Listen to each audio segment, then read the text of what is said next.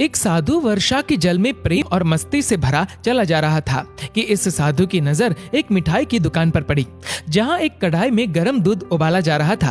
तो मौसम के हिसाब से दूसरी कढ़ाई में गर्मा गर्म जलेबियां तैयार हो रही थी।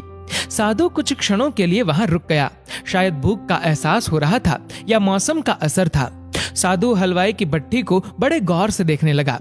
साधु कुछ खाना चाहता था, लेकिन साधु की जेब ही नहीं थी तो पैसे भला कहां से होते।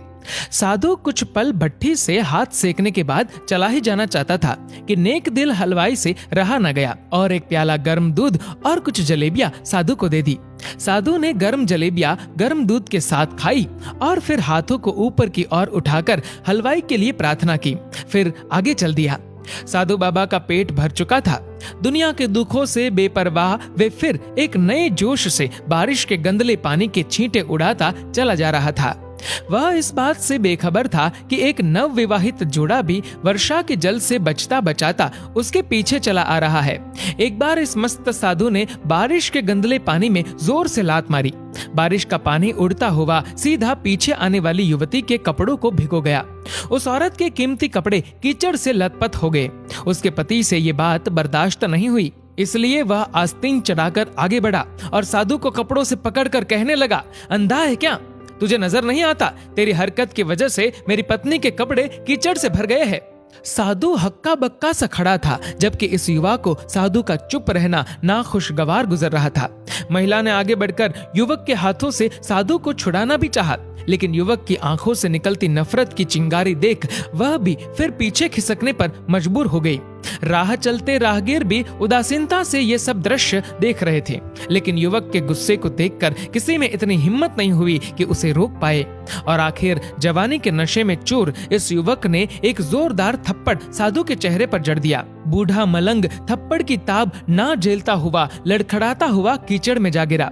युवक ने जब साधु को नीचे गिरता देखा तो मुस्कुराते हुए वहां से चल दिया। बूढ़े साधु ने आकाश की ओर देखा और उसके होठों से निकला, वाह मेरे भगवान, कभी गर्म दूध जलेबियां और कभी गर्म गर्म थप्पड़, लेकिन जो तू चाहे मुझे भी वही पसंद है। ये कहता हुआ वह एक बार फिर अपने रास्ते पर चल दिया। दूसरी ओर वह युवा जोड़ा अपनी मस्ती को समर्पित अपनी मंजिल की ओर अग्रसर हो गया। थोड़ी ही दूर चलने के बाद वे एक मकान के सामने पहुंचकर रुक गए। वह अपने घर पहुंच गए थे। वे युवक अपनी जेब से चाबी निकालकर अपनी पत्नी से हंसी मजाक करते हुए ऊपर घर की सीढ़ियां चढ़ रहा था। बारिश के कारण सीढ़ियों पर फिसलन हो गई थी। अचानक युवक का पैर फिसल गया और वह सीढ़ियों से नीचे गिरने लगा। महिला बहुत जोर से शोर मचाकर लोगों का ध्यान अपने पति की ओर आकर्षित करने लगी, जिसकी वजह से काफी लोग तुरंत सहायता के लिए युवक की ओर लपके, लेकिन देर हो चुकी थी। युवक का सर फट गया था और कुछ ही देर में ज्यादा खून बह जाने के कारण इस नौजवान युवक की मौत हो गई। कुछ लोगों ने दूर से आते साधु बाबा को देखा तो आपस में कानाफूसी होने लगी कि निश्चित रूप से इस साधु बाबा ने थप्पड़ खाकर युवक को श्राप दिया है, अन्यथा ऐसे नौजवान युवक का केवल सीढ़ियों से गिरकर मर जाना बड़े अचंभे की बात लगती है। कुछ मनचले युवकों ने ये बात सुनकर साधु बाबा को घेर लिया। एक युवक कहने लगा कि आप कैसे भगवान के भक्त हैं, जो केवल एक थप्पड़ के कारण युवा को श्राप दे बैठे। भगवान के भक्त में रोष व गुस्सा हरगिज नहीं होता। आप तो जरा सी असुविधा पर भी धैर्य न रख सके।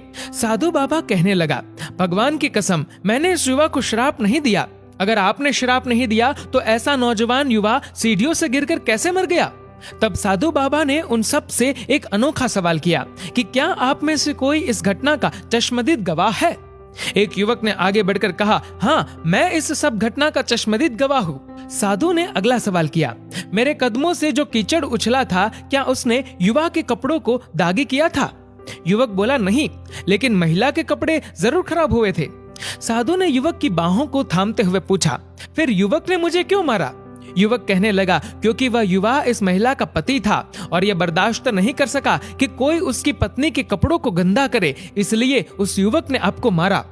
युवक की बात सुनकर साधु बाबा ने एक जोरदार ठहाका बुलंद किया और यह कहता हुआ वहां से विदा हो गया, तो भगवान की कसम, मैंने श्राप कभी किसी को नहीं दिया, लेकिन कोई है जो मुझसे बहुत प्रेम करता है। अगर उसका यार सहन नहीं कर सका तो मेरे यार को कैसे बर्दाश्त होगा कि कोई मुझे मारे।